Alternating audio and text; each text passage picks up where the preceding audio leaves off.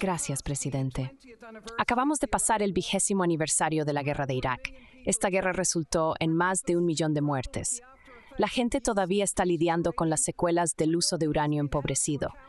Nadie ha sido responsabilizado por un país destrozado y una región sumida en el caos. Tenemos la responsabilidad de mirar hacia atrás y preguntarnos cómo sucedió todo. Sucedió porque las personas en el poder nos dijeron repetidamente cosas que sabían que no eran ciertas. Sucedió porque un medio de comunicación complaciente no hizo las preguntas correctas y repitió esas mentiras día tras día, promoviendo una guerra de agresión como una batalla de la democracia contra el autoritarismo. Ahora, mientras otro país es destrozado y otra región se convierte en caos, en esta fase peligrosamente única de la historia mundial, vemos a las mismas personas de nuevo, clamando por sangre, no la suya, por supuesto. Se apoderan de la moral alta, condenan la paz como apaciguamiento y braman que la única opción es la escalada. Realmente tienes que preguntarte, ¿por qué en nombre de Dios creeríamos ahora en estos mentirosos? We need peace and we need it now.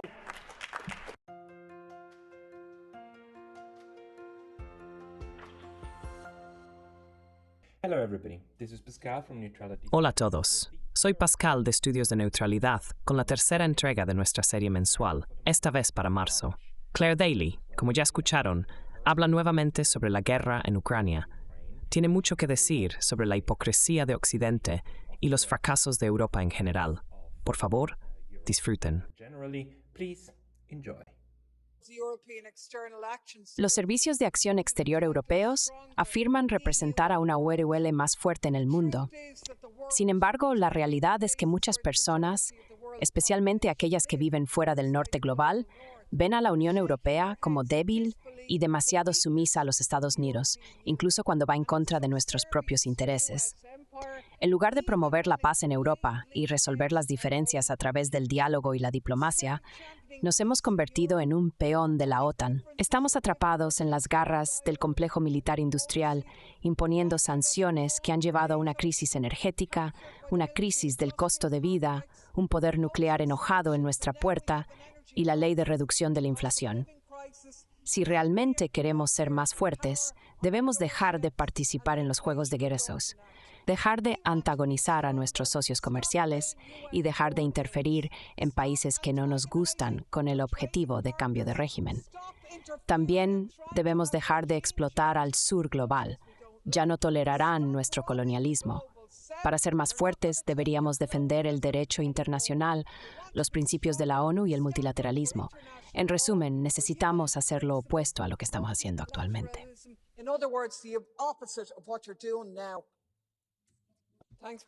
Gracias, presidente. Moldavia está lidiando con una situación extremadamente delicada.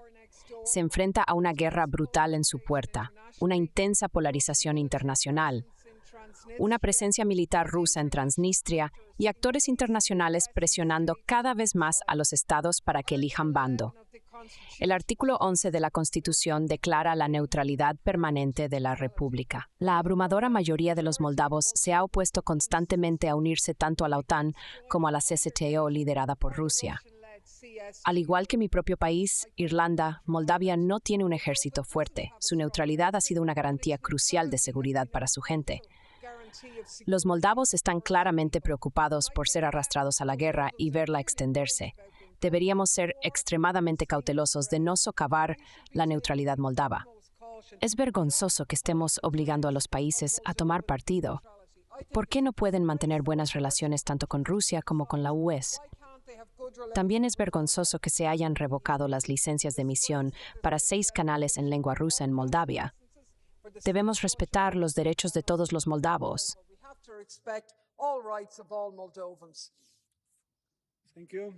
Gracias. El siguiente orador es Mick Wallace. Muchas gracias, presidente. Moldavia tiene un compromiso constitucional con el principio de neutralidad. Al igual que Georgia, Moldavia tiene 2 zonas de conflicto congelado y su último periodo de relativa paz fue duramente ganado. La neutralidad de Moldavia es un elemento central en el equilibrio de poder. Este equilibrio ha permitido que el actual delicado arreglo de posiciones políticas, socioeconómicas y militares y la influencia permanezcan intactos. Moldavia ha sido sacudida por la guerra, la inflación y la entrada de refugiados.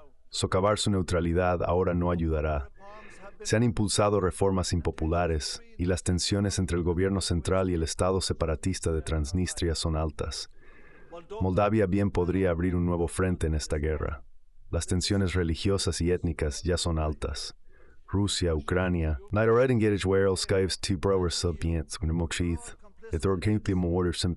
su neutralidad canalidad care.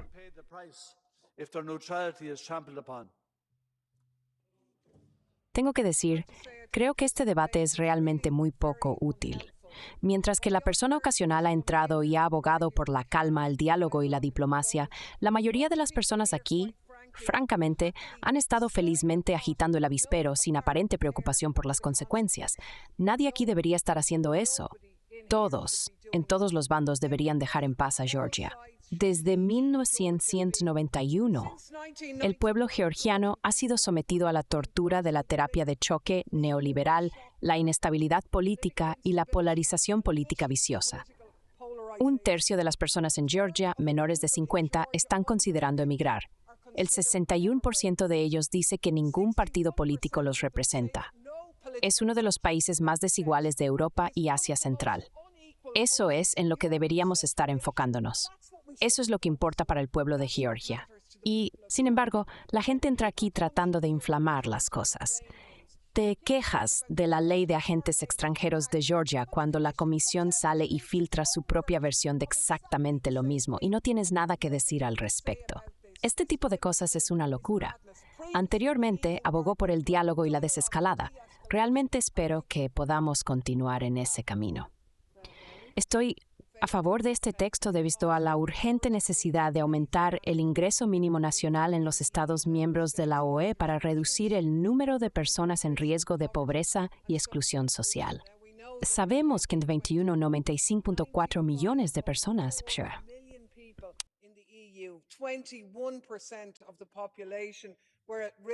El 21% de la población está en riesgo de pobreza y exclusión social.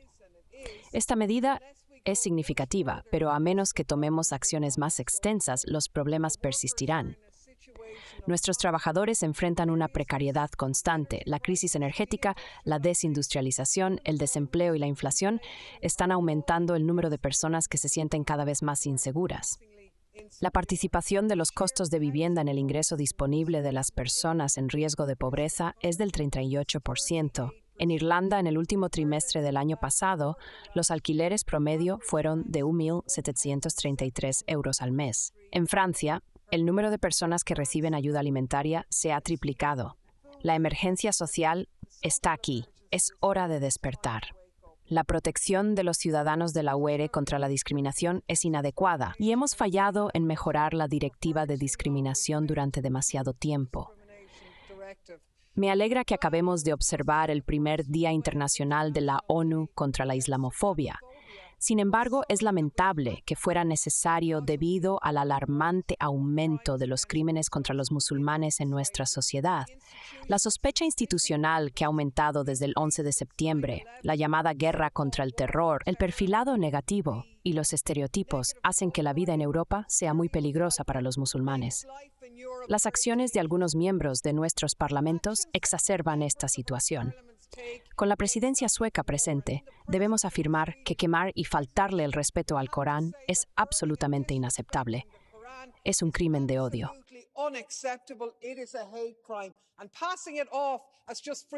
Pasar por alto esto, como si solo fuera libertad de expresión, no es suficiente. Tenemos que poner nuestras acciones donde están nuestras palabras y erradicar la discriminación contra los musulmanes en nuestra sociedad. Muchas gracias, presidente.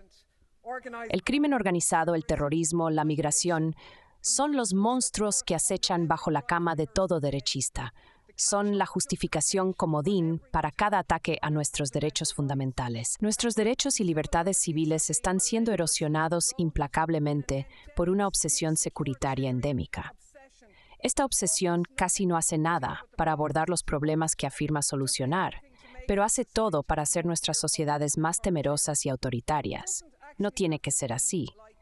Si realmente quieres abordar el crimen organizado en la UE, Hay formas de hacerlo sin implementar vigilancia masiva, sin erosionar las libertades civiles, sin enriquecer a las empresas de armas y seguridad y sin crear un clima omnipresente de miedo y sospecha.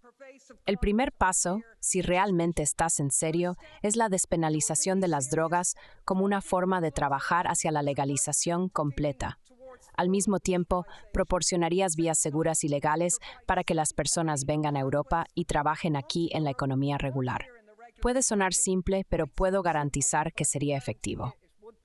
Gracias, presidente. Este debate ocurre en el contexto de la muerte de 430 extranjeros de Italia el mes pasado. La mitad de los muertos en niños. 30 están desaparecidos. 30 are still missing.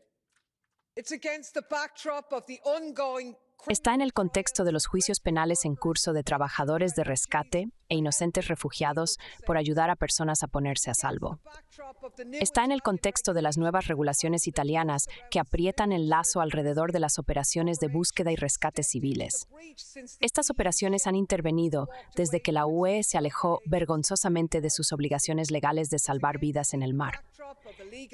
Está en el contexto de rechazos ilegales, violencia, tortura y miles de muertes. Está en el contexto de Gary Lineker siendo suspendido de su trabajo como presentador por expresar solidaridad con los refugiados. Dios mío, qué panorama tan sombrío. Entonces, ¿podemos por favor ser realistas y cambiar la narrativa? Las personas que vienen a la UE desde fuera de sus fronteras son un activo, no una amenaza.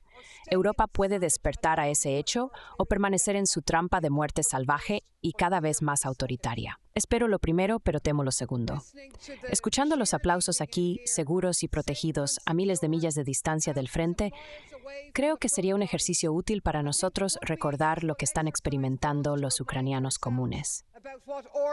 The Economist informa sobre el reclutamiento forzoso a través del país. Reclutas sin experiencia ni entrenamiento están siendo enviados al frente en lo que un ministro del Reino Unido llama niveles de desgaste de la Primera Guerra Mundial.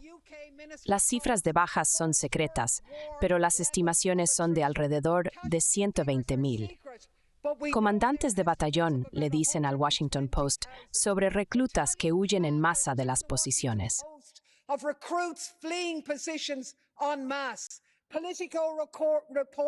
Político informa sobre una represión contra los desertores. Estos son seres humanos y hay una falta vergonzosa de empatía por la gente común en la retórica de guerra. El debate se centra en mantener el flujo de armas para continuar la guerra.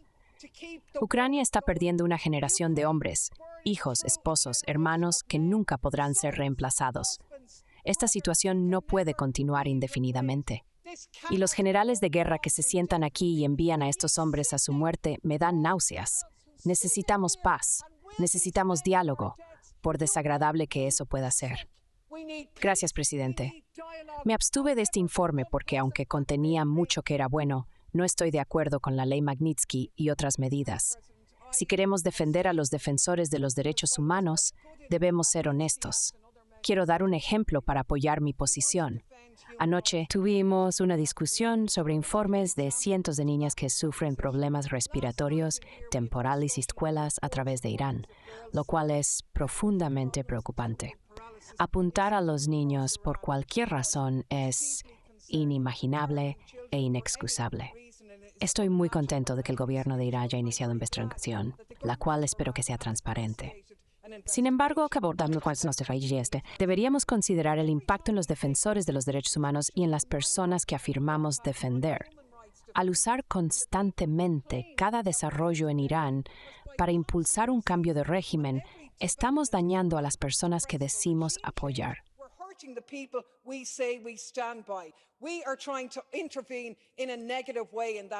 Estamos tratando de intervenir negativamente en ese sentido. Me parece un poco descarado que la gente aquí finja preocupación por las mujeres y niñas en Irán cuando están muriendo como resultado de las sanciones que estamos imponiendo sobre ellas. Gracias, presidente. Acabamos de pasar el 20º aniversario de la guerra de Irak, una guerra donde murieron más de 1 millón de personas. La gente todavía lucha con las secuelas del uso de uranio empobrecido. Nadie ha sido responsabilizado por un país desgarrado y una región sumida en el caos. Tenemos la responsabilidad de mirar hacia atrás y preguntarnos cómo sucedió todo. Sucedió porque las personas en el poder nos dijeron repetidamente cosas que sabían que no eran ciertas. Sucedió porque un medio de comunicación complaciente no hizo las preguntas correctas y repitió esas mentiras día tras día, tocando el tambor por una guerra de agresión disfrazada de batalla de la democracia contra el autoritarismo.